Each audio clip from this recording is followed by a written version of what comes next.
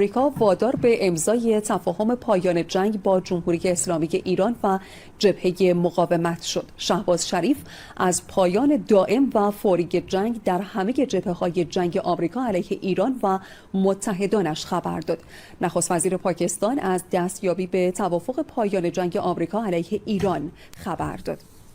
Así se daba a conocer la noticia que hoy ha pues marcado la agenda mundial. En el momento en que se conoció esta decisión por parte de Irán y por parte de Estados Unidos, el mundo ha comenzado a hablar sobre el tema y desde Alma Plus TV también lo hacemos. Por eso comenzamos este nuevo espacio con muchísimo gusto para todas aquellas personas que nos siguen a través de nuestras diversas plataformas. Soy Saraí Amorós y les estaré acompañando en conjunto con nuestros invitados y con otra de nuestras anfitrionas desde Alma Plus TV nos acompaña Jennifer Bello desde La Habana, Cuba. Estamos rezando porque su señal no se caiga. Usted ya sabe cómo hacen los cubanos para sobrevivir en medio de tanta arremetida por parte de Estados Unidos por el recrudecimiento de tantas medidas económicas y esencialmente con el objetivo de callar sus voces. Por eso Jenny está acá y lo hace también en tono revolucionario. Bienvenida, querida Jenny, ¿cómo estás?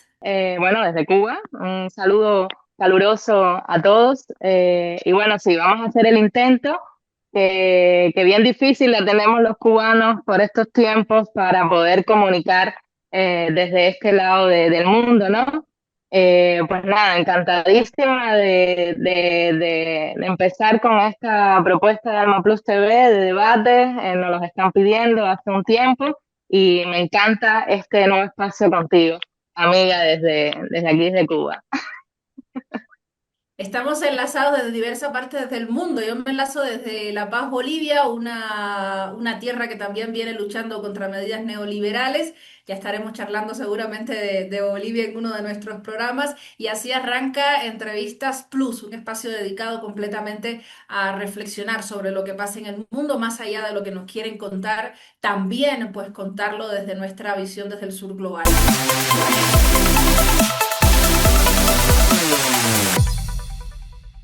Vamos a presentar rápidamente a nuestros invitados, les damos las gracias, un abrazo a la distancia y por supuesto nuestro grato cariño porque han estado con nosotros en otras ocasiones y hoy pues se lanzan también a estrenar este espacio. Nos acompaña uno de nuestros analistas, amigo de la casa, analista internacional, pero además analista internacional de cualquier tema. Con Chema Sánchez se puede hablar de lo que sea y hoy está con nosotros acá. Bienvenido, Chema, gracias por estar con Alba Plus TV.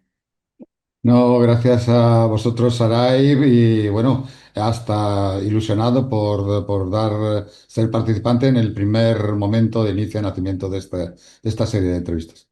Gracias, gracias, Gemma. Jennifer, también contamos con nuestro segundo invitado. Sí, y me toca presentar a este amigo, amigo de espacios de debate, también en Alma. Hemos hecho X Space con este amigo, que ya voy a presentar.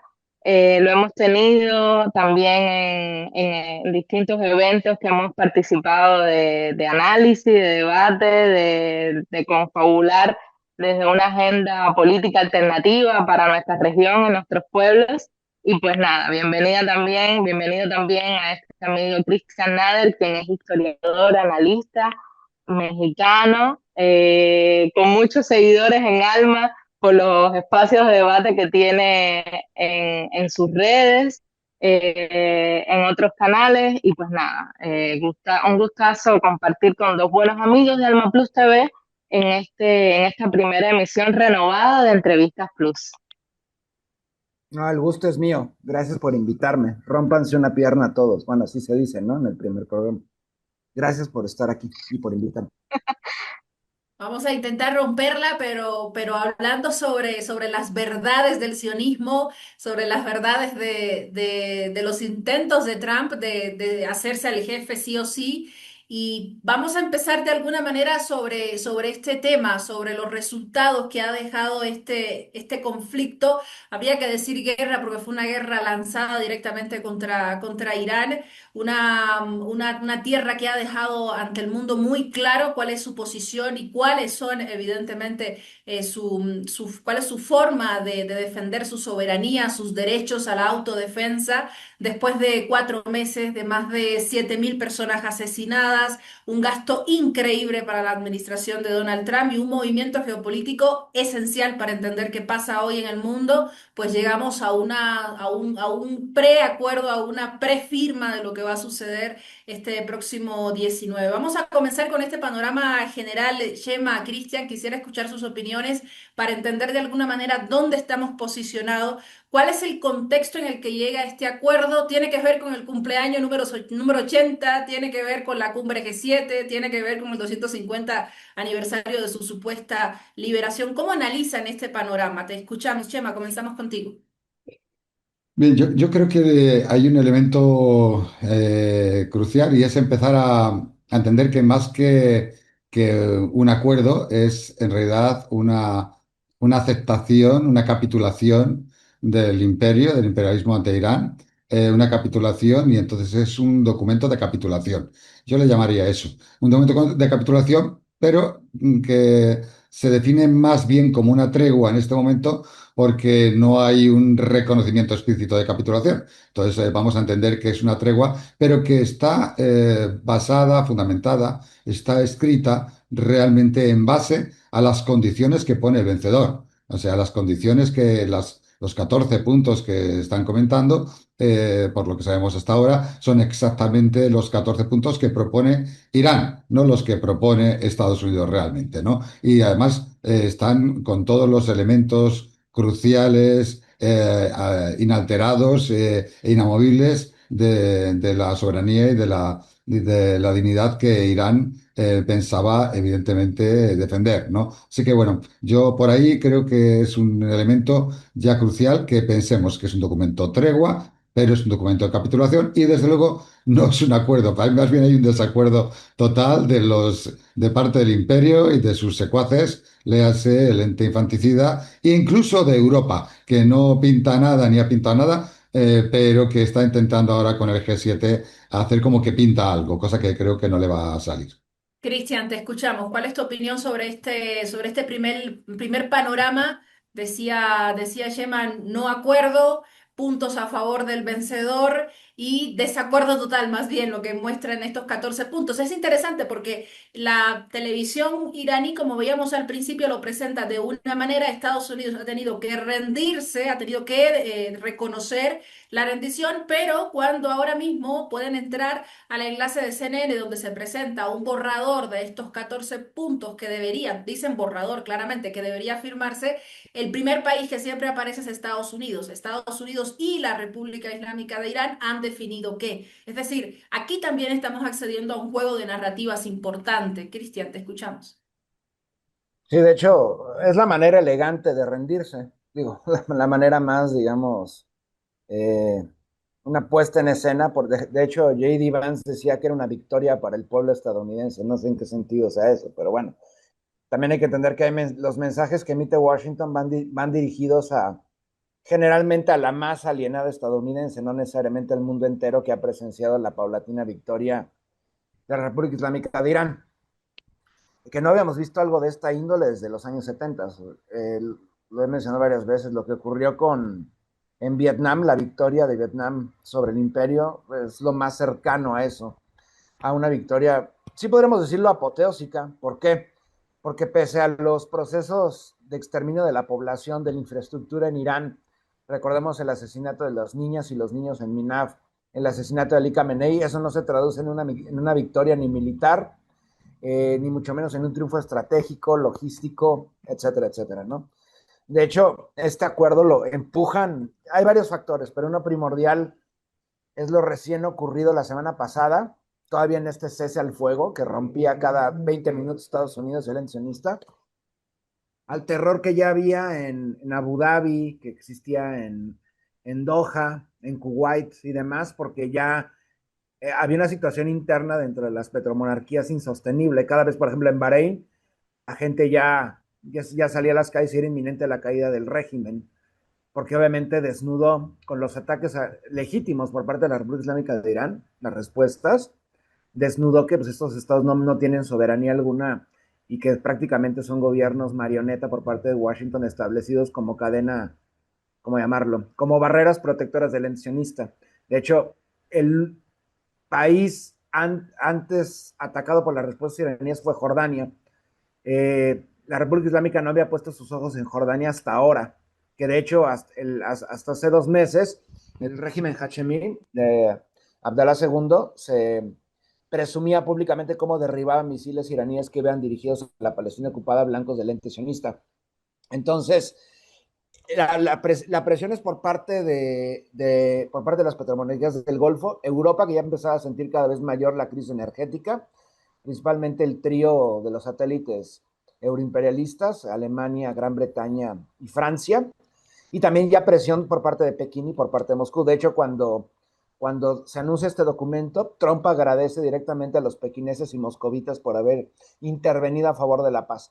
Pero bueno, si aglomeramos todo esto en una sola palabra, es la rendición por parte de Washington, pública, que no es muy difícil tampoco de dilucidar. Y esto coloca, de hecho, Estados Unidos un clavo más en su ataúd en cuanto a presencia como potencia en declive en el oeste de Asia. No así en otras regiones necesariamente. En América Latina la situación que estamos viviendo es sumamente problemática porque también es el repliegue por parte del imperio en nuestra región que lo estamos viendo desde Argentina hasta prácticamente el Polo Norte. Pero por lo menos en el oeste de Asia esto va a cambiar paulatinamente las cosas. Ahora el punto sería saber si justamente qué ocurrirá con el ente sionista, porque obviamente el ente sionista, como parte del entramado colonial eurooccidental, no es un firmante. Y también, de hecho, yo considero que puede ser también una estrategia de Washington jugar al policía bueno y al policía malo. En este caso, Netanyahu obviamente es el policía malo, mientras que Washington de pronto se enarbola como líder de la paz mundial y todas esas estupideces que constantemente emiten. Y el ente sionista continuará con su campaña en contra del Líbano, pese a que ha habido por parte del sector del bipartidismo plutocrático estadounidense, del Partido Demócrata, que probablemente le corten la ayuda militar de $3,000 millones.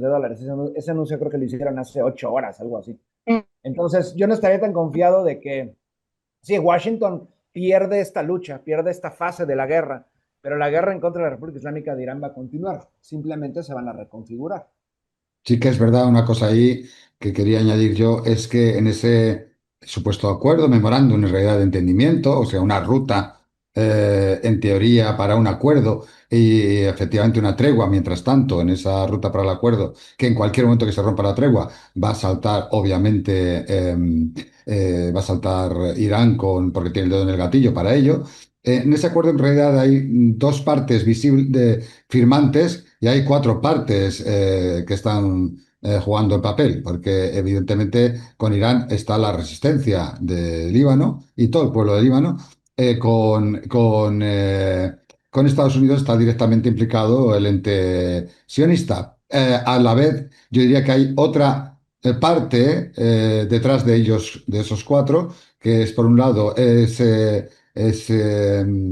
imperio anglo-yanqui sionista, por tanto Europa también está implicada en ver cómo le cae a esto a sus condominios y luego, por otro lado, toda la región, porque cuando dice que debemos parar en todos los frentes la guerra, todos los frentes es plural, no está hablando solo de los frentes de guerra directa con Irán, o con Hezbollah, que está explícitamente puesto, sino en realidad, de un modo u otro, todos los frentes significa que también cualquier acto, sea contra Yemen, sea contra incluso Palestina, va a tener consecuencias inmediatas que no están implicados a respetar como tregua Irán y que está dispuesta, lo ha dicho, directamente a responder.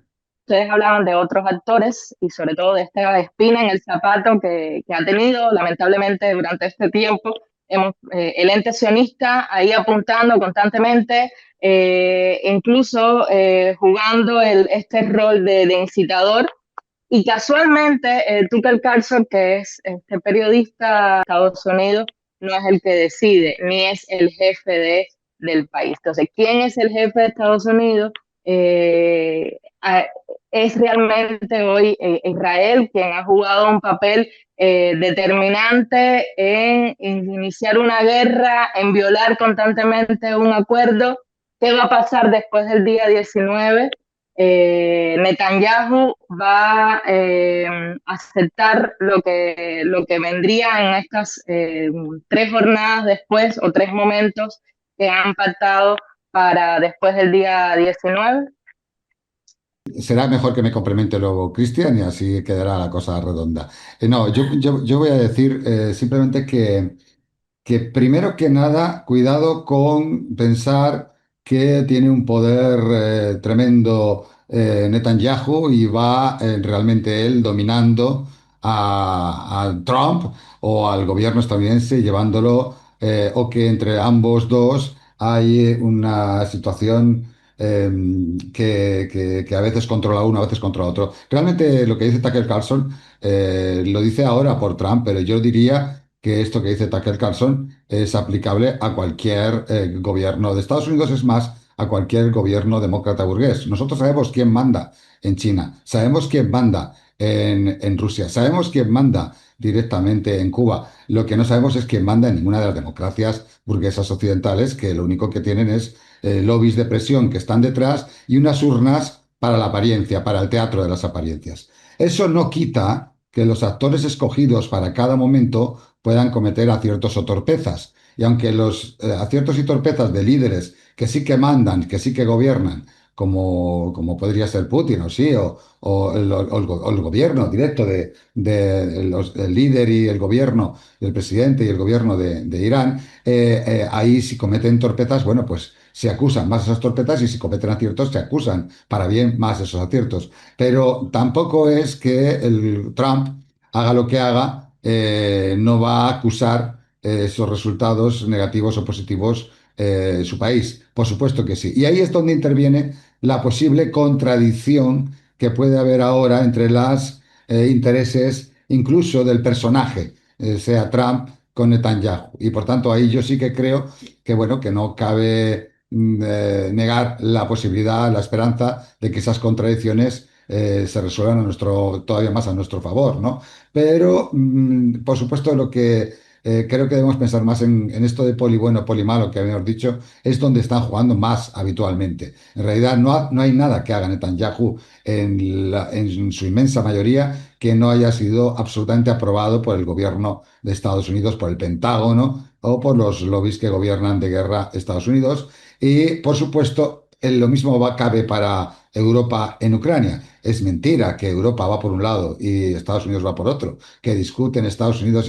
Ha ido al G7 y lo ha dicho en broma, pero en serio, le ha dicho a los que estaban en el G7 allí, ha llegado Trump y ha dicho, bueno, yo soy el jefe, ¿no?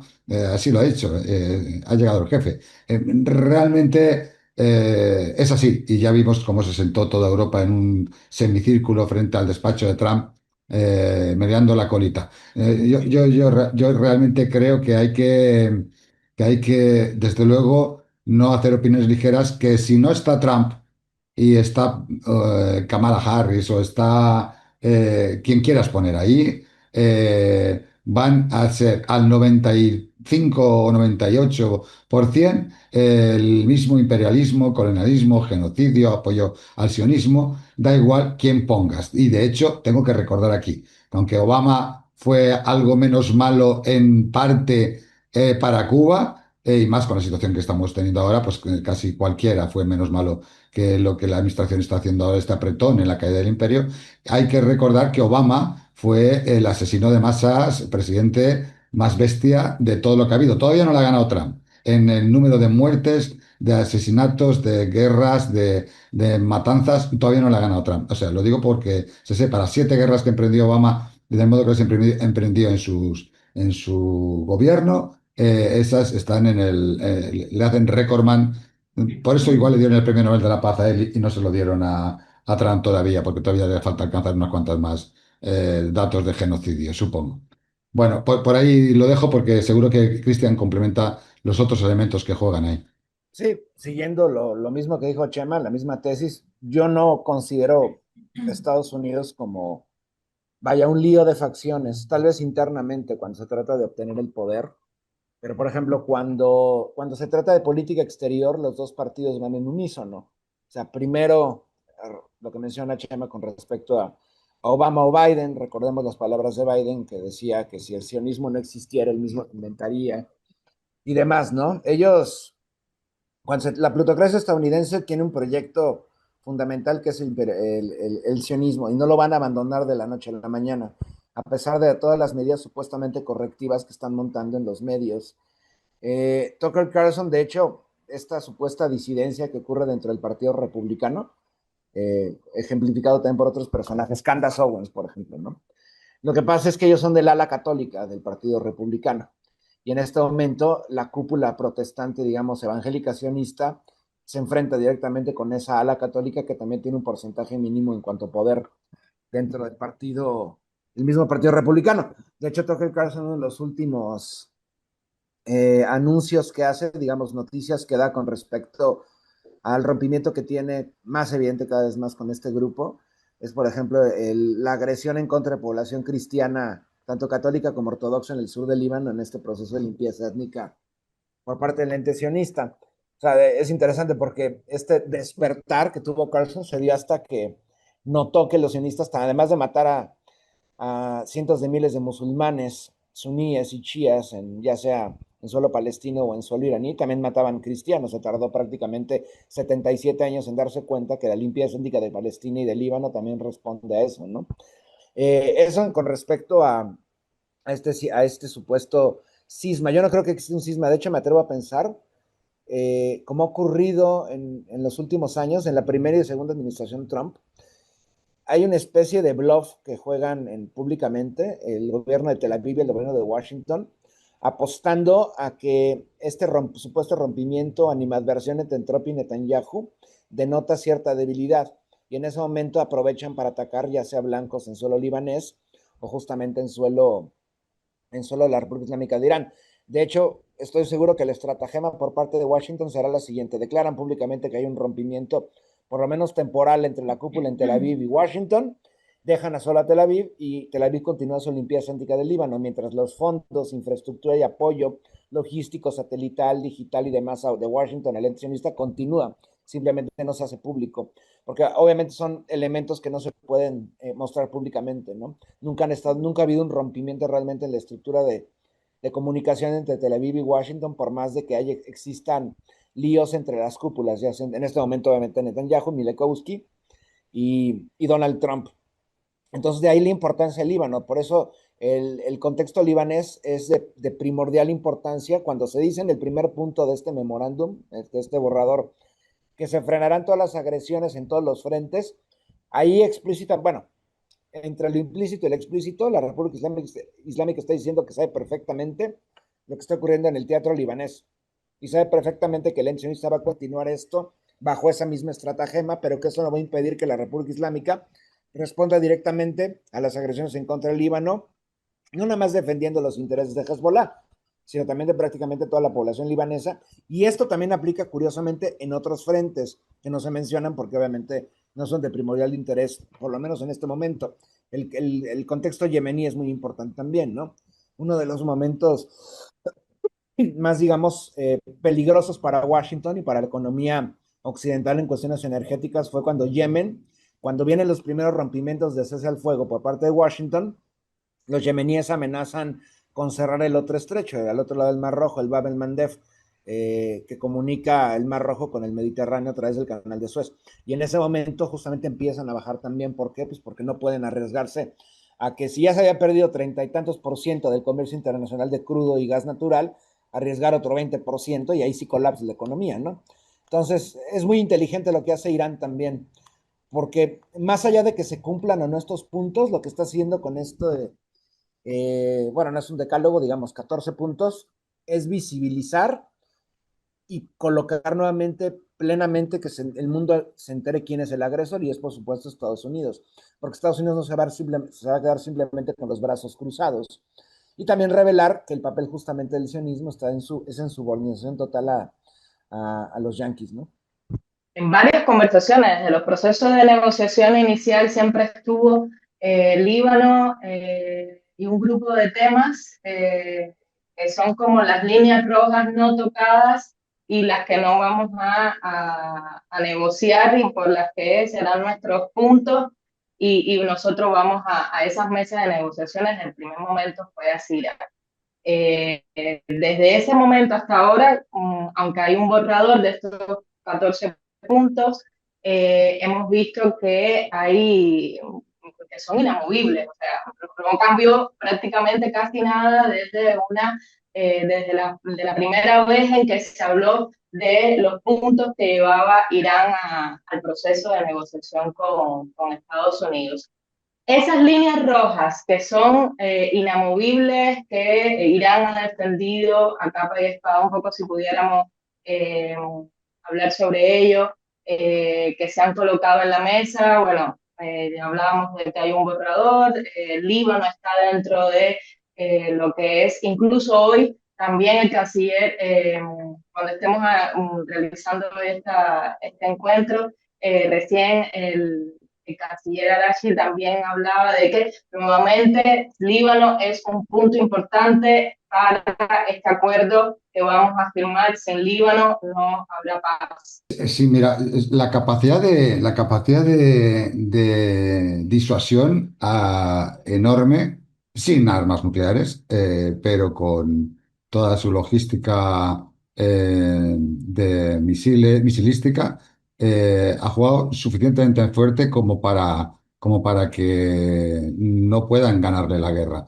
Segundo, evidentemente, el espacio geográfico en el que se juega es un espacio que durante estos 47 años de revolución han estudiado porque el enfrentamiento ha sido permanente y sabían que la guerra final llegaría de un modo u otro. La forma en que están puestos los puntos y las líneas rojas no solo, sino de modo que ha derivado la negociación hasta el New York Times reconocía hemos perdido la guerra. O sea, Trump ha perdido la guerra. Pero en realidad, bueno, en realidad Trump ha ganado muchas cosas en la guerra porque como tienen intereses, según fluctúa la guerra, fluctúan los mercados, pero sí, Estados Unidos ha perdido la guerra, él necesita calmar al mercado, calmar a Estados Unidos y calmar incluso a una Europa que necesita ciertos elementos que se tranquilicen en cuanto a la crisis galopante económica. Pero en ese documento de derrota, yo creo que no solo se han dejado claro las líneas rojas de energía nuclear con fines pacíficos, no me lo vas a tocar, no voy a renunciar a mis elementos de disuasión misilística, no voy a dejar abandonado al Líbano. Esos elementos y algunos más están en esas líneas rojas. Pero es que hemos ido más allá. El estrecho del Mundo va a ser lo que era y sobre todo, una cosa que yo decía estos días es que simplemente el planteamiento que se hace con este documento es vamos a volver no a donde estábamos, no a hace 10 años, no a hace 20 años ni a la firma con el tema nuclear, no, vamos a avanzar a cuando comenzamos la revolución, nos empezasteis a sancionar, nos empezasteis a bloquear, nos empezasteis a hacer la vida imposible en todos los frentes, eso se va todo fuera. O se nos trata de forma normal, se nos quitan esos bloqueos, se hace una declaración conjunta a nivel de Organización de Naciones Unidas, etcétera, diciendo que esta guerra se ha acabado contra nosotros, es lo que está diciendo. Se acabó con la guerra contra nosotros estamos dispuestos a seguir la guerra, porque de momento, con la guerra en el plano militar, en el plano comunicacional, estamos ganando. Y de hecho, en el plano comunicacional es otro de los grandes problemas que decíamos. Yo, antes lo decíais, el plano comunicacional, esa narrativa que están vendiendo, cómo venden el acuerdo cada uno en su casa, ocurre en todos los sitios, en todos los momentos de treguas, de paces, de acuerdos. Cada uno vende para su casa la tregua. Pero es que resulta que aquí el del único elemento, de la única verdad de la que puedes realmente fiarte y que todo el mundo ha visto, ha sido de lo que ha dicho Irán. Hace unas horas nada más decían por ahí las redes que Estados Unidos, que Trump había contado a alguien que le respondía lo de los 300.000 millones. No, eso es mentira, yo no voy a poner ni un duro. No voy a poner ni un centavo, decía realmente. Bueno, pues el centavo no es que ha puesto el centavo, es que viene el documento y vuelven a estar los 300.000 millones. Bueno, yo lo único añadir que no se me olvide por lo que estaba diciendo Cristian, yo creo, Cristian, que hay otro elemento también que juega después. Ellos pueden jugar a vamos a obedecer un ratito a Trump, pero vamos a alimentar nuestro proxy Siria, que ahora es nuestro. Y vamos a decir a Siria para atacar a la resistencia, al Líbano, a ponerle esteroides y a que sea contra Siria los bombardeos y que sea contra Siria el ataque y que no seamos nosotros quien cumplimos. También es una posibilidad que ellos pueden barajar. Con los proxies se han manejado. Lo que pasa que, volvemos a recordar, Irán no le han valido las mentiras de poli bueno, poli malo. Creo que tampoco le van a valer las mentiras de los proxies, creo. En relación a eso, de hecho, el escenario, a ver, la meta por parte de Washington cuando comienza esta agresión en contra de Irán, bueno, esta fase de la agresión, porque la agresión tiene desde 1979, incluso llegando a comienzos del siglo XX con los británicos, era acabar con el régimen, un cambio de régimen en Irán, cambio de gobierno, colocar un gobierno afín, bueno, a la usanza de cualquier otro contexto, ¿no? O llevar a la destrucción absoluta por parte de Irán con infraestructura reducida a la edad de piedra. Esas eran las dos metas principales. 4 meses después nos encontramos con un Irán, vuelvo a decirlo, pese a los magnicidios, pese a las masacres, pese a la destrucción de la infraestructura iraní, plantas potabilizadoras, centrales eléctricas, perdón, centrales eléctricas y demás, Irán sale totalmente fortalecido y además se ve a sí mismo y se aprecia desde el exterior como una superpotencia que está haciendo valer la soberanía y es un duro precedente, algo que puede sentar un precedente muy duro para Washington, porque otras naciones van a salir justamente malentonadas. Claro, hay que entender las diferencias. La República Islámica de Irán viene preparándose para este momento desde el 79, desde que Ruhollah Khomeini llega al poder. Pero también es interesante cómo van cambiando también las relaciones de poder justamente con Irán y otras naciones, no solamente de la periferia, sino más allá. Poniendo un claro ejemplo, Pakistán. Pakistán, justo antes de esta agresión en contra de Irán, acababa de tener también una victoria apoteósica en contra de la agresión por parte de la India, por parte del gobierno de Narendra Modi. Y gracias a la tecnología china, gracias a la tecnología también rusa e iraní, cooperación de Irán con el gobierno de Islamabad, el gobierno pakistaní le puso una humillación brutal justamente a la agresión india, a Narendra Modi. Y ahora lo que estamos viendo es que se están alineando por primera vez desde hace muchos años de una manera muy fuerte el gobierno pakistaní, que tampoco es un gobierno que podamos considerar que es antiimperialista ni nada de esto. Porque en el último intento de alinearse por parte de Pakistán, como por ejemplo con China, le hicieron un golpe de Estado y luego intentaron matar al expresidente Imran Khan, que sí buscaba un acercamiento muy profundo con Pekín y con Teherán. Y de pronto vemos cómo las cosas están moviendo para que justamente se haga una especie de barrera en el centro-sur de Asia en contra del imperio entre el gobierno de Islamabad y el gobierno de Teherán. También hacia el suroeste del continente.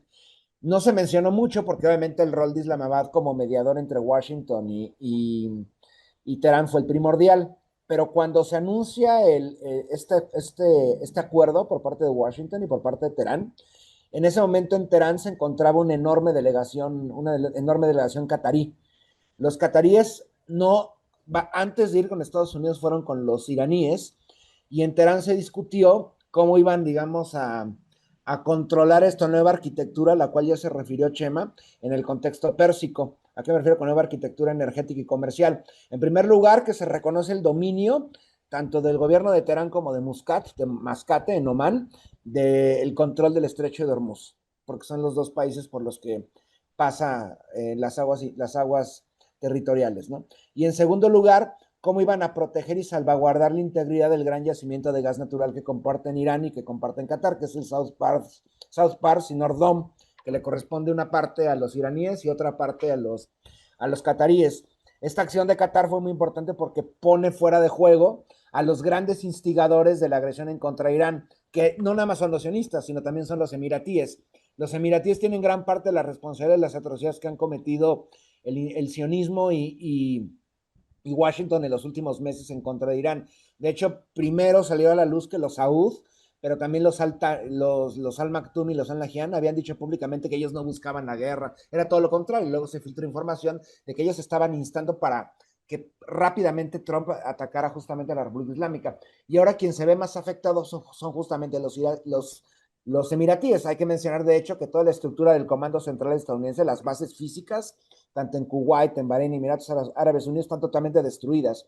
Entonces, por eso mismo digo que esta agresión por parte de Washington en contra de Irán fue totalmente contraproducente y se obtuvo algo totalmente contrario a lo que buscaba Washington. Washington en este momento pensaba que iba a tener un gobierno a fin de tecnócratas afianzados en California, por ejemplo, de ascendencia iraní favorables a Pahlavi, que iba a estar gobernando en Teherán, y todo lo contrario. De hecho, vemos a una teocracia, el sector de la alta cúpula iraní, totalmente alineada, ya no hay disidencias, no es que sean los reformistas y los intermedios y la ala dura, no, todo lo contrario, han cerrado filas, la población ha cerrado filas después de que Washington aprovecha protestas estudiantiles en contra de la economía, en contra del modelo económico que está viendo en ese momento, agresiones en contra de Irán por parte de Washington. Vaya, lo mismo que intentan hacer en Cuba, históricamente en otras naciones. De pronto también la población cierra filas con el gobierno y vemos una República Islámica de Irán totalmente fortalecida, que ha de hecho fortalecido lazos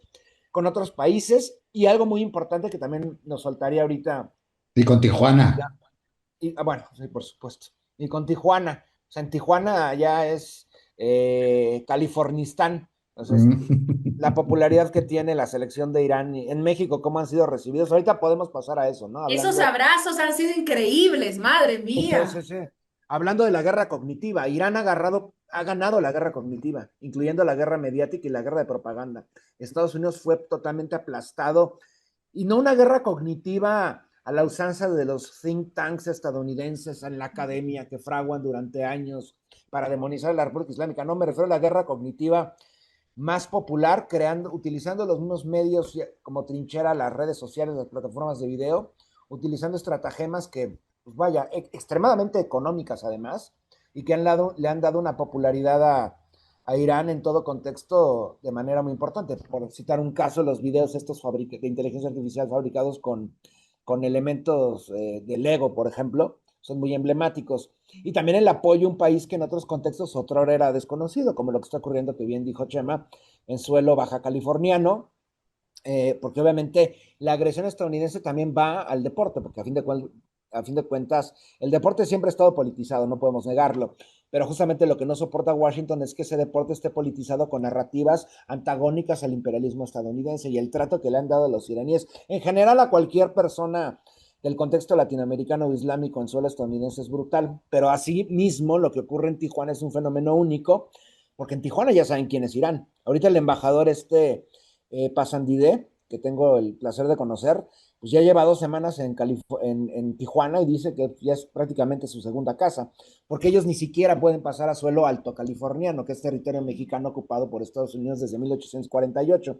Pero aún así, vaya, han sido arropados por los tijuanenses. Esto no hubiera pasado hace 3 meses, 4 meses, porque en Tijuana desconocían por completo, pues, el papel que tenía Irán en contra del imperio, un imperio que también es reconocido como enemigo del pueblo mexicano y los pueblos de América Latina desde siempre, ¿no? Y más Tijuana, que es la frontera con el territorio robado hace poquito más de 150 años. Entonces, sería interesante hablar de ello, ahorita que aprovechando a Chema, hablar de la guerra cognitiva y cómo ha vencido justamente la República Islámica de Irán. Sí, aunque no hemos contestado a Jennifer cuando preguntaba qué podemos trasladar hacia la resistencia, por ejemplo, de Cuba en este momento. Yo diría que en realidad está replicando de modo original, no quiero decir copiando, pero replicando de modo original también la revolución islámica de Irán. Está replicando los conceptos que también han llevado a Cuba a la resistencia de todas estas décadas, que es un concepto de patria o muerte. Claro, claro, yo por eso creo que desde Cuba habréis visto unas semejanzas imponentes con ese pueblo en la calle permanentemente cada día, con ese patria o muerte, porque el mártir no es un suicida, es un mártir, quiere decir, es patria o muerte, es dignidad o muerte, es vivir, no vivir arrodillado, es soberanía, es independencia, esa unidad, y el ponerse delante de los líderes, como hacen también en Cuba, los líderes se ponen delante, no detrás, no empujan al pueblo y ellos se ponen detrás, se ponen delante. El internacionalismo, clarísimo internacionalismo, permanente internacionalismo, mostrado justo en este momento de la guerra, la victoria, lo primero que ponen es esas guerras en todos los demás frentes, no vamos a abandonar al Líbano. No se lo perdonaría ni el pueblo. Y el pueblo en la calle, que con todo el desgaste no pide la paz a cualquier precio, todo lo contrario. Avisan, no, que no queremos la paz a cualquier precio. Entonces, realmente yo creo que lo que demuestra Irán es que solo hay una forma de vencer al imperio y pasa siempre, cada vez con unas posibilidades o con otras de resistencia, pero pasa por una resistencia firme. Si no hay resistencia, si hay entreguismo, estás perdido. Esto es como cuando le muestras el miedo a un lobo, el lobo va por ti. Tienes que confrontarlo. Lo que decía también Fidel, de aquellas frases, ¿te acuerdas? Cuando decía Fidel que debajo buceando se había encontrado a una morena, creo que era, una de estas, Picu- la picúa, la picúa. Una picúa, una picúa, una picúa. Sí, sí, sí, que creo que aquí es una morena se llama, pero eso te decía, pero una picúa, y como decía, no, no, me di cuenta de que Contra el sí, imperialismo, dice, sí, una picúa. dice, tienes que enfrentarle, si no le enfrentas, si nota tu miedo, estás perdido, va por ti, directamente. Ese es un elemento importante porque demuestra también cómo se ha gestionado hasta este momento el trabajo desde la diplomacia iraní. Hay que tomar en cuenta que hasta el punto en el que estamos, Irán perdió a muchísimos de sus exponentes importantísimos en materia de estrategia, en materia militar, en materia de dirección, digamos, de un camino específico, pero aún así la resistencia estuvo allí. A mí me gustaría también que habláramos sobre las cualidades, las características de esta forma de hacer diplomacia ante el mundo, que no solo se convierte en un ejemplo para la región, sino también es una llamada de atención, una galleta sin mano, decimos los latinos, para lo que sucede ahora mismo en América Latina, un espacio que se está convirtiendo en el patio trasero soñado de Estados Unidos, con cada uno de estos gobiernos neoliberales que siguen la colita detrás del jefe Rubio y que incluso abren sus fronteras para que las tropas entren y sobre la base de un supuesto apoyo en materia de droga, pues evidentemente hacer injerencia directa. ¿Cómo podríamos entender después de estos 4 meses la cátedra que ha dado Irán en materia de diplomacia? Ahorita conectando los puntos que mencionas ahí, cuando invade Estados Unidos Afganistán en 2001, bueno, para beneficio obviamente de Estados Unidos, siendo los anglosajones, los británicos y gringos padres del narcotráfico desde el 19, aumenta el tráfico de opio en dirección a Europa. La ruta del opio tradicional era a través de justamente de Afganistán en dirección al noroeste de Eurasia. Y de pronto se empieza a volver un problema porque justamente hay dos, digamos, dos facciones en choque, ¿no? El punto es que el que se convierte en el líder de la guerra en contra del narcotráfico en la región del sur de Asia, Asia Central, mucha gente esto no lo sabe, pero no, además de un líder militar en contra de las agresiones sionistas imperialistas, pero también zar en contra de las drogas, fue Qasem Soleimani.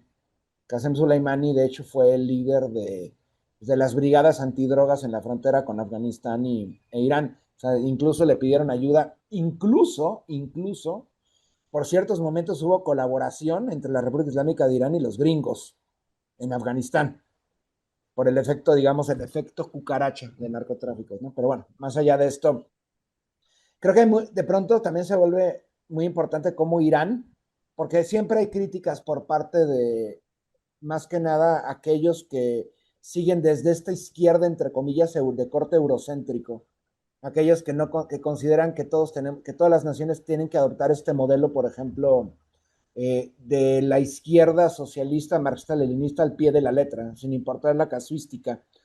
Y bueno, creo que paulatinamente con el pasar del siglo XX fueron demostrando que más bien eso se adapta al contexto de cada nación y que no necesariamente tiene que ser una revolución de cortes marxista-leninista para hacer un movimiento verdaderamente revolucionario.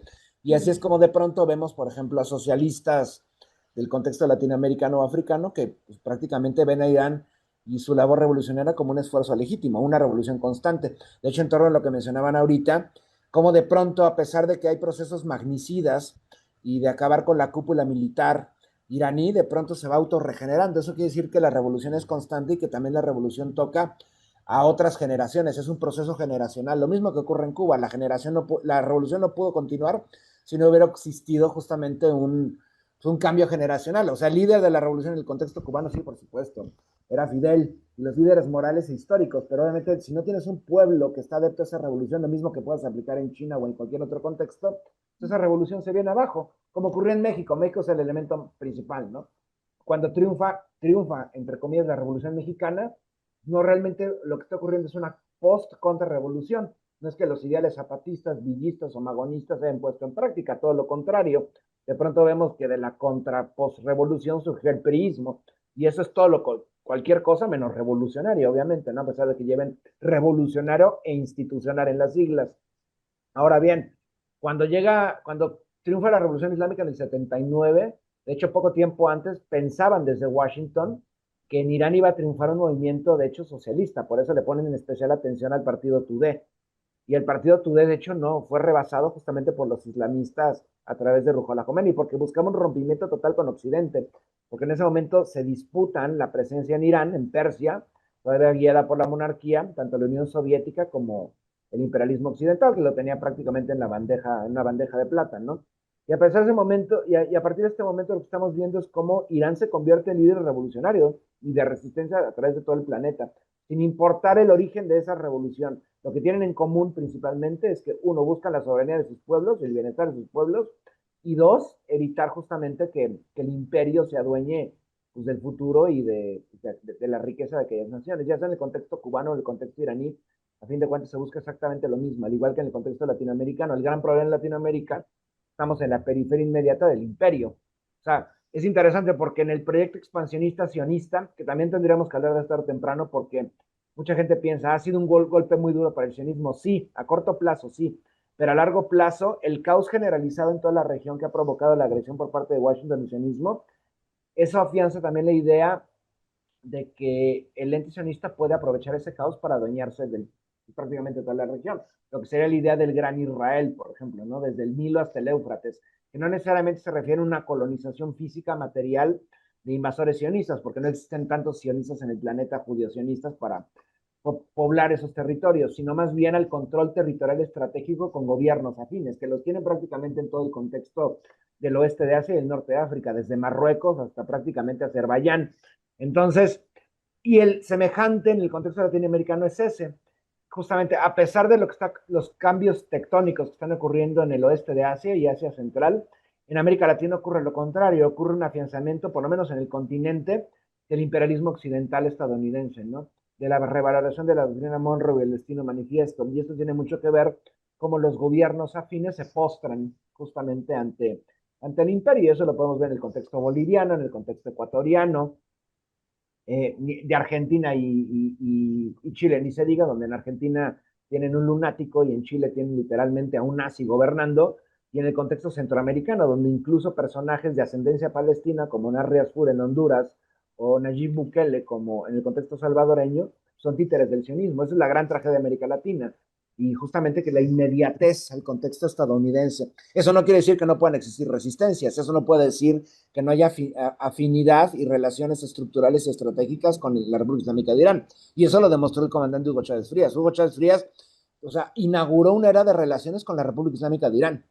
Había una época en Caracas cuando veías murales por todos lados, lo siguen viendo, espero que no sigan ahí, justamente de la amistad y la relación estratégica entre el gobierno de Teherán y el gobierno de Caracas, que como Teherán apoyó en los peores momentos del bloqueo económico al gobierno de Venezuela en 2016, 2017, cómo se mantenía los mismos automóviles moviéndose. Eso quiere decir de que la cercanía, y más ahora con los medios tecnológicos y las redes sociales y plataformas de video, es posible. Tal vez incluso no la cercanía de los gobiernos, pero sí la cercanía de los pueblos, y tomar el ejemplo iraní o tomar el ejemplo cubano para la resistencia. Obviamente, si Washington no se ha atrevido a poner un pie directamente en una agresión frontal en contra de La Habana, y peor aún después para los gringos, después del triunfo en Playa Girón en los 60, es justamente por eso, porque el pueblo cubano está entregado a la revolución, al igual que el pueblo iraní está entregado a la revolución, porque también, aunque la gente no lo diga, las ideologías siguen siendo una parte fundamental de la resistencia. No estamos en la era post-izquierdas, derechas, la ideología no vale, por supuesto que lo estamos, ¿no?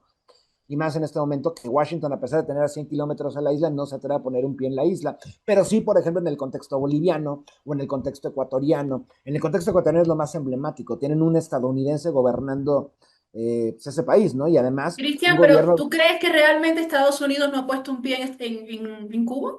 ¿Crees que No, ajá, realmente hay, crees que no hay un pie ahí de alguna manera intentando, digamos, desbaratar lo que la revolución ha creado? Digo, de manera muy desde la inteligencia, porque sabemos que sí, en estos más de 60 años, cada atentado ha estado sí. patentado por Estados Unidos.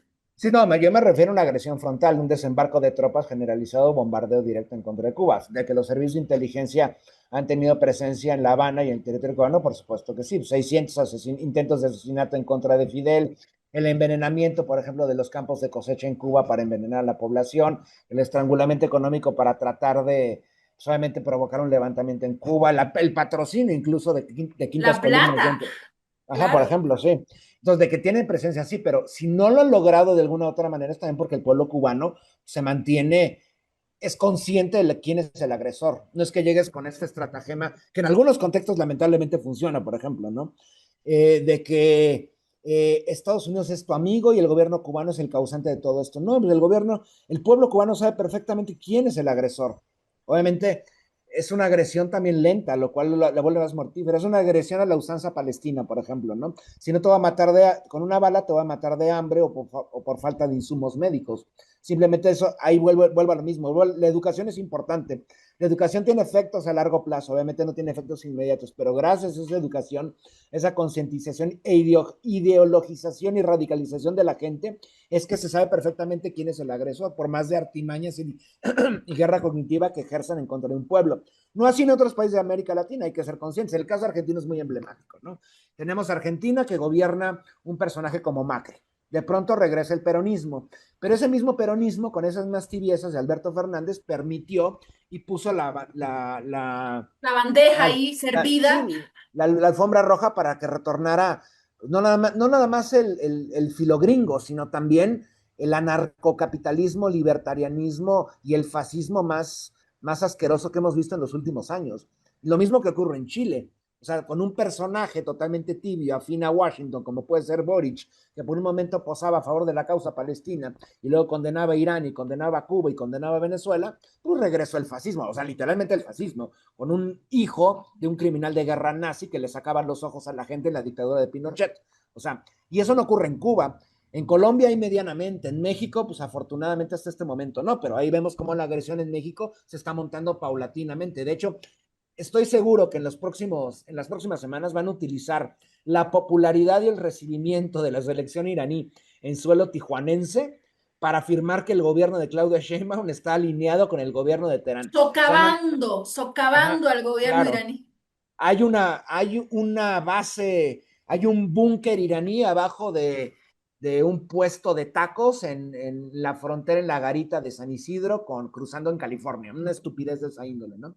Y por eso se necesita educación y por eso necesita también apostarle a la guerra cognitiva, a la resistencia cognitiva, algo que lamentablemente en Irán sí tienen y que en Cuba lo han tenido, pero que no tienen justamente en América Latina. En América Latina no hay infraestructura, no hay tecnología para contrarrestar esto. Desde la guerra digital, que es fundamental, no hay servidores, no hay redes sociales propias, no hay cableado, no hay tecnología satelital. Irán le apostó a la tecnología satelital.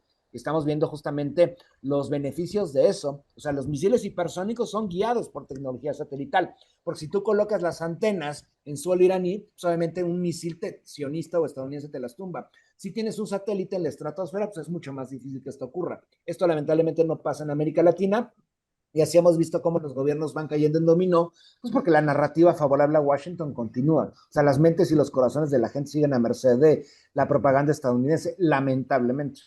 Fíjate que la tecnología satelital está, si no el tercero o el cuarto en capacidades, académicamente hablando, está Irán. Pero es que además la formación que tú has dicho antes, la educación, la formación que tienen los cuadros y los pueblos de Cuba y de Irán, precisamente también empatan en eso, en que estamos hablando de gente tan formada, tan preparada, tan capaz que el desarrollo de una resistencia organizada es mucho más fácil y más potente. Y de hecho hay otra cosa, la empatía. Internacionalismo de salida, eso que decía el Che, de que en cualquier sitio ya hay una injusticia, ahí estoy, en el momento en que una revolución diría, bueno, no voy a meter en líos ahora, que primero tengo que prepararme. Al principio de la revolución están defendiendo la descolonización de África y ayudando precisamente Cuba. Bueno, pues aquí igual, al principio de la revolución de Irán se ayudó a Sudáfrica, o sea, contra la apartheid de Sudáfrica y a Palestina como sine qua non en su constitución. O sea, quiero decir, todos estos elementos son, cuando empiezas a averiguar y entender, dices, qué cerca están y son culturas muy diferentes. La cultura de Cuba, me refiero a la cultura, la idiosincrasia del ciudadano cubano y del ciudadano iraní, pero cuidado. Yo me he encontrado en Irán, por ejemplo, la última vez, este enero, diciembre, enero, febrero, 40 días, y entre otras cosas, descubres cómo el factor de formación de toda esa juventud encaja perfectamente con el desarrollo inmediato de Victoria que decías tú en el desarrollo comunicacional, cognitivo. O sea, no me sorprende en absoluto. Yo he estado allí con ellos y me doy cuenta de que tienen unas capacidades extraordinarias acrecentadas también por otro elemento que no hemos hablado ahora, que es la unidad, que supongo que hablaríamos luego, que es la unidad esa indisoluble de fortaleza de eje superior antiimperialista que es China, Rusia e Irán. Que en pleno juego eso que dice Estados Unidos, no, Trump creo que ha dicho felicito por la neutralidad de Rusia y de China. Mentira, cochina. No hay ninguna neutralidad de Rusia y de China. Lo que hay es advertencias hasta aquí y no pases directamente. Sí, vas a decir, Cristian, perdón. No, nada más vinculando lo que tú dijiste y lo que yo mencioné hace ratito. ¿Qué exporta, por ejemplo, el gobierno cubano? Generalmente, o sea, ¿qué profesiones? ¿Quiénes salen de Cuba en dirección a dónde? Médicos, principalmente, ¿no? O sea, hemos visto como médicos, maestros, maestros rurales, etcétera, ¿no? ¿Qué exporta Irán? O sea, ¿qué seres humanos salen de Irán en dirección a dónde y hacia qué? Ingenieros e ingenieras principalmente. O sea, la cantidad de estudiantes que se gradúan año con año en las universidades iraníes en su mayoría son mujeres, creo que el 65%. Ahora bien, ¿qué lleva Washington o qué lleva el sionismo al mundo entero? ¿Qué tipo de asesores? Asesores militares, paramilitares, en contrainsurgencia, en seguridad, en narcoparamilitarismo. Es interesante, ¿no? Mientras Cuba mandaba médicos, no sé, a Angola, a Etiopía y demás, ¿qué mandaba el sionismo? A, por ejemplo, a América Latina, a Colombia. O sea, aquellos que entraron al cártel de Cali, por ejemplo, ¿no? Ya comenzando, ahí vemos, digamos, las diferencias y los parangones, ¿no? Pero sí creo que es evidente, o sea, es interesante cómo se va creando, pues creo que la misma sociedad y la misma sociedad en resistencias en estos procesos orgánicos, pues va creando parangones y paralelismos que obviamente tienen influencia, ¿no? Pero que también se desarrollan orgánicamente, porque la resistencia es algo tradicional de los pueblos y los pueblos van a seguir resistiendo a pesar de sus diferencias y van a crear coordinación a pesar de su distancia o diferencias religiosas, étnico-lingüísticas y demás. Y el caso más emblemático es Cuba, e Irán o Venezuela o cualquier otro contexto, ¿no? En resistencia. Justamente la demostración de esa unidad le ha dado también un escarmiento al mundo que piensa que lo que pasa en Irán es lo que cuenta la prensa occidental. Y creo que por ahí va justamente la pregunta de Jenny, ¿no? ¿Cómo podríamos entender también esa lección de unidad? Decías, Chema, en algún momento hablemos de ello, casi para ir cerrando, porque no quiero terminar sin hablar de lo que está pasando ahora mismo con el fútbol, que es un tema esencial. Seguro Cristian nos va a ayudar con ello.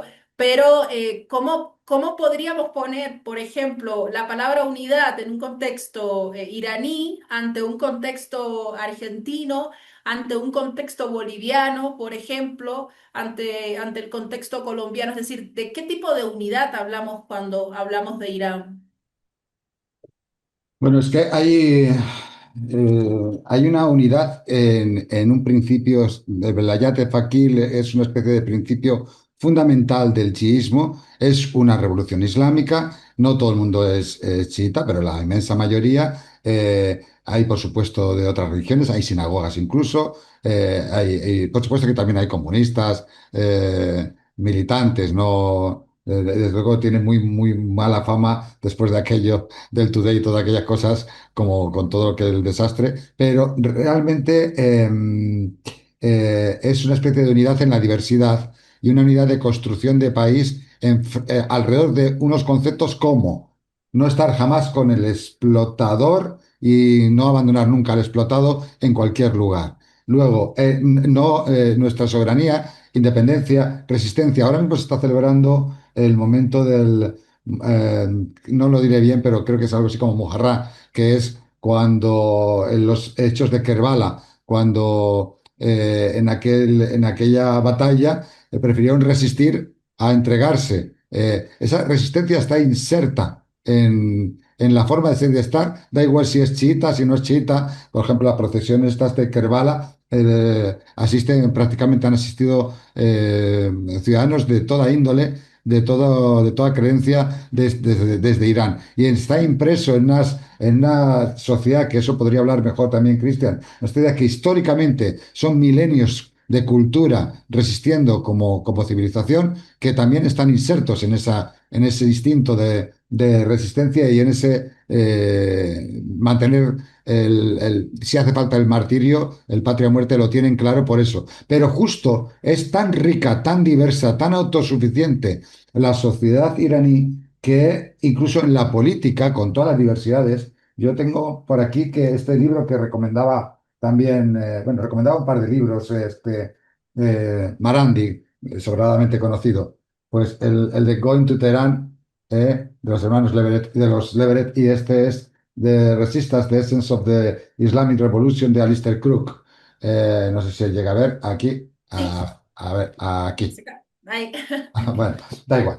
Lo importante, me refiero. Y ahí, que están escritos antes de estos periodos últimos de guerra, se ve una riqueza de la política, de la interacción de la política, y el Islam, la religión, no interfiere de un modo radical en la política del día a día de los ciudadanos, en las decisiones políticas internacionales, en las decisiones políticas incluso de formación.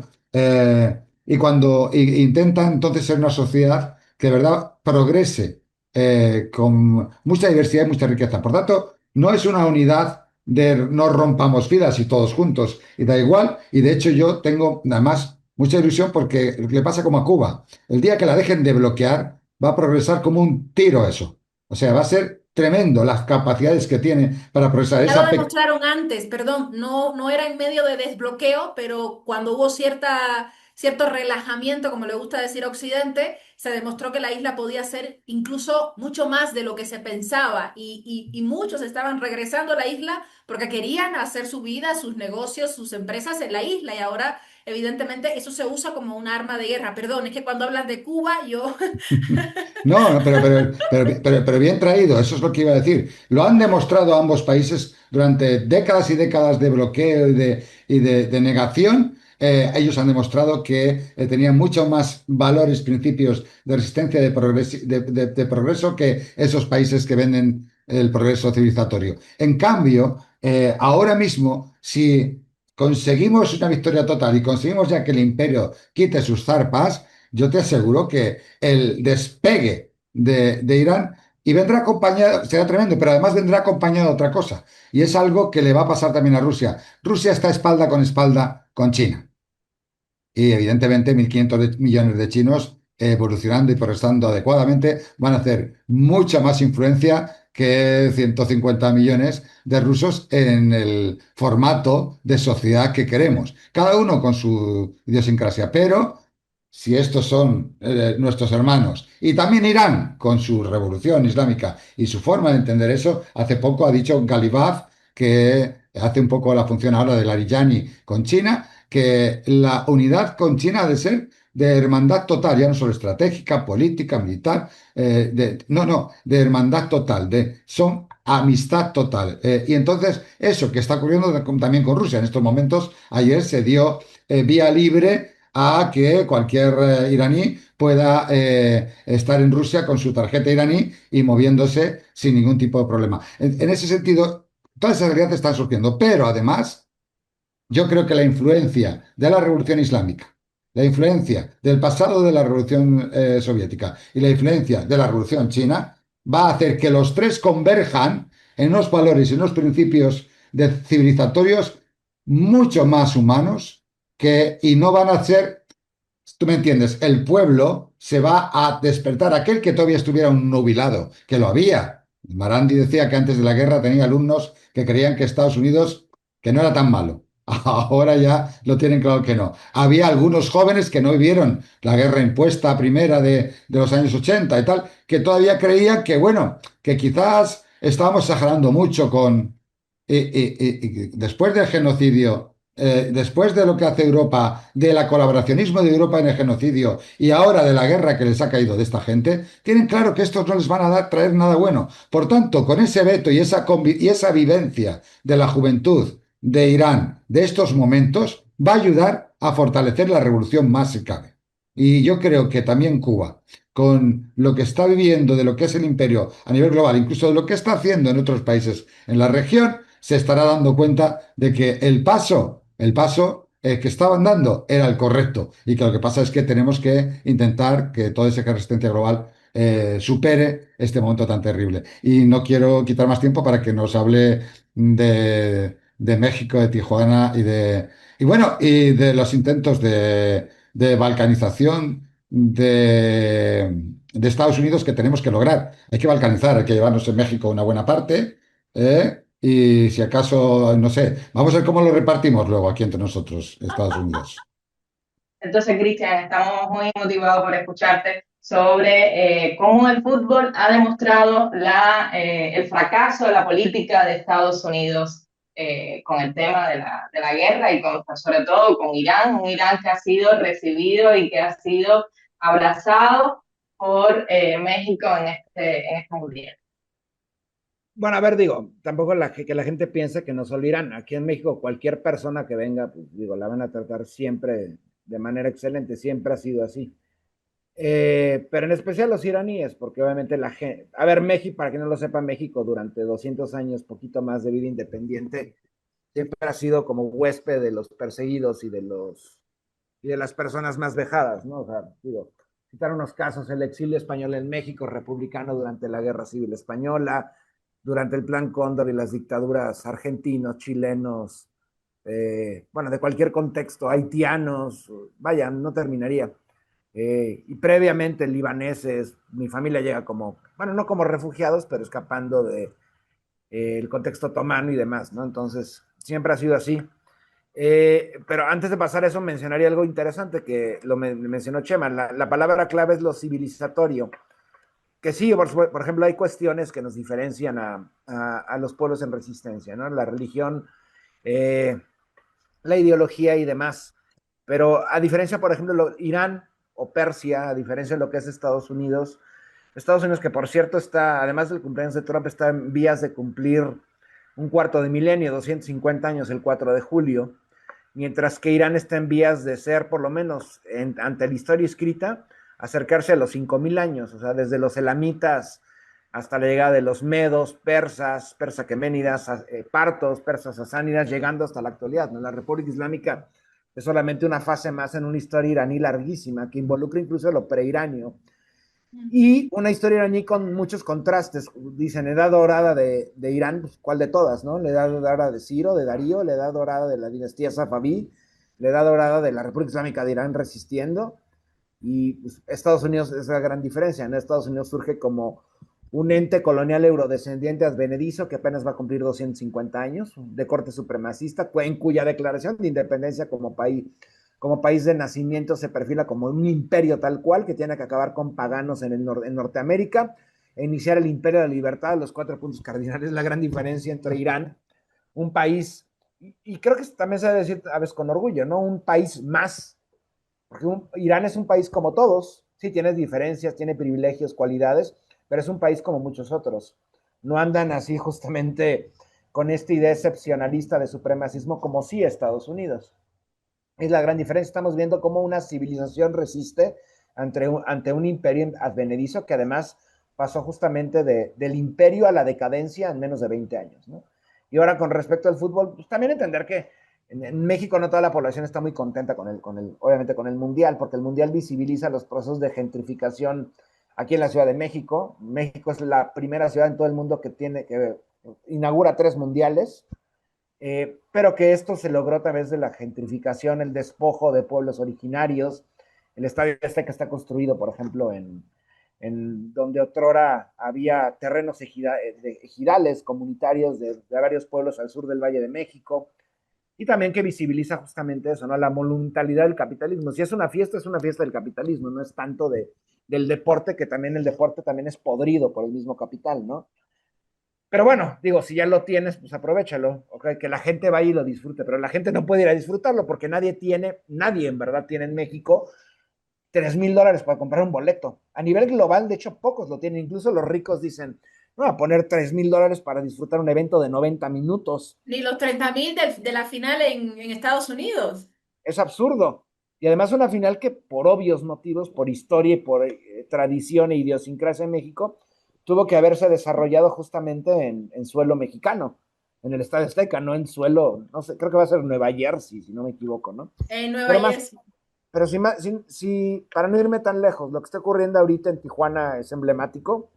O sea, tan pronto se visibilizó que el gobierno estadounidense iba a cometer este proceso iranófobo en contra de jugadores que ni siquiera tienen escolta, ni siquiera tienen protección, ni cuerpo técnico, ni asesoría. Ahí se dijo, bueno, pues vénganse a Tijuana, ¿no? Entonces Tijuana está apoyando en todo el municipio de Tijuana, el gobierno de Baja California, los dos gobiernos estatal y municipal están apoyando. También hay, digamos, gente interesada por visibilizarse, sin duda. Tijuana es gobernado por un sujeto de apellido Hank, que es un lunático, pero bueno, también apoya a través del equipo de Cholos de Tijuana, que es un equipo de primera división en México, apoya en todo lo que se pueda al pueblo iraní. Y el pueblo de Tijuana también está feliz de la vida, porque a fin de cuentas, pues no es una ciudad mundialista, a diferencia de Monterrey, Guadalajara y Ciudad de México, pero que en esencia lo sigue siendo gracias a Irán, ¿no? Entonces, pues bueno, a mí no me sorprende. Tijuana también es un crisol pues, de historias de resistencia, porque Es la Tijuana... esquina del mundo, ¿no? Creo que le Sí, dicen sí, así. sí. Sí, y Tijuana también es una ciudad nueva. Tijuana surge a la par de que se establece la frontera, digamos, ya física entre el territorio mexicano robado por los gringos y el territorio mexicano aún en soberanía nacional. Y va creciendo paulatinamente en el siglo XX con comunidades de todo México y Centroamérica. En Tijuana hay gente de Oaxaca, de Veracruz, de Honduras, de El Salvador, haitianos, ecuatorianos, vaya, es un crisol de todo. Ahí realmente es Latinoamérica, es digamos el extremo noroeste de Latinoamérica, de Aviala. Y lo que hay hacia el norte inmediato, pues también. No es que La Joya, San Diego, Los Ángeles, San Francisco, Santa Mónica sean muy anglosajones, obviamente, ¿no?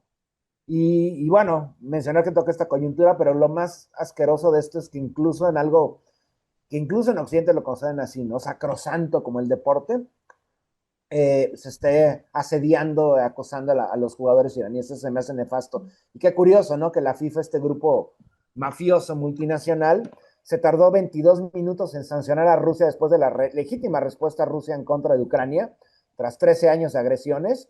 Y con respecto al ente sionista, Washington no hacen absolutamente nada, porque por eso mismo digo que este mundial no se puede llevar a cabo en Estados Unidos, porque es un país que está atacando a 3 naciones, está amenazando a otra veintena de naciones, ¿no? Entonces, esos son los contrastes, ¿no? O sea, de un organismo multinacional que a fin de cuentas es una empresa y hay que mencionarlo. El fútbol, lamentablemente, es un negocio y la FIFA es un cártel que trafica con piernas, que son los jugadores, pero también con intereses de multinacionales, desde apuestas hasta aguas carbonatadas. Nada Sí, yo, más. yo decía siempre que el fútbol yo soy un amante del fútbol, el fútbol es un juego maravilloso y popular, pero el campeonato del mundo es un acto político siempre, y entonces Sí, eso, sin duda. cuidado con eso. Y solo un par de apuntes a pie de página. Uno, si no recuerdo mal, allí en Nueva Jersey era donde estaba la tribu de los Iroquois, una tribu con matriarcado maravilloso, con costumbres que creo que se ha perdido mucho ya ahí, con esta invasión puto yanqui. Pero y el otro apunte, nada, es de créditos. No olvidéis de poner en los créditos a los gatos de Christian o gatas, porque que os dé los nombres, porque han estado teniendo más protagonismo Yo que tú, iba, hermano. La Sí, hija, sí, qué sí. bueno. Son Yo iba a importantes decir que tienes para... unos gatos muy politizados. Yo iba a decir que tienes unos gatos muy politizados. El blanquito y el oscurito. aquí viene, este escuincla me sacó sangre ahorita, por eso grité, perdón. con el debido respeto, hija de la chingada, porque de pronto me sacó sangre y me estaba desangrando en vivo, entonces. Pero es de cariño, Sí, sí, Cristian. bueno, Tienes que sí, sí. Sí, entender. sí. Si te Sí, bombardeo es por cariño, es porque te adoro y quiero ser parte de tu familia. Bueno, pues muchísimas gracias a ambos, bueno, a los cuatro, a los dos gatos y a Chema, a Cristian. Gracias por haber estado con nosotros en este primer espacio. Así un arrancamos placer. Entrevista Plus. Muchísimas gracias por estar acá, por apoyarnos, por creer en este proyecto, por dejarnos sus ideas acá. A todos Muchas los que nos están gracias. siguiendo a través de las redes sociales, déjenos sus mensajes, sus preguntas, porque evidentemente el objetivo es pues intercambiar ideas y por supuesto síganos a través de nuestras plataformas. Querida Jenny, nos vamos.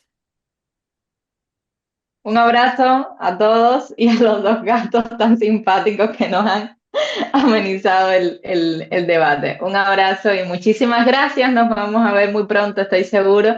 Y gracias por formar parte de este debut de relanzamiento de Entrevistas Plus. Gracias, Saraí, amiga. Un abrazo desde la isla. Gracias. Abrazo A ustedes gigante. las gracias. Patria o muerte, venceremos. Venceremos.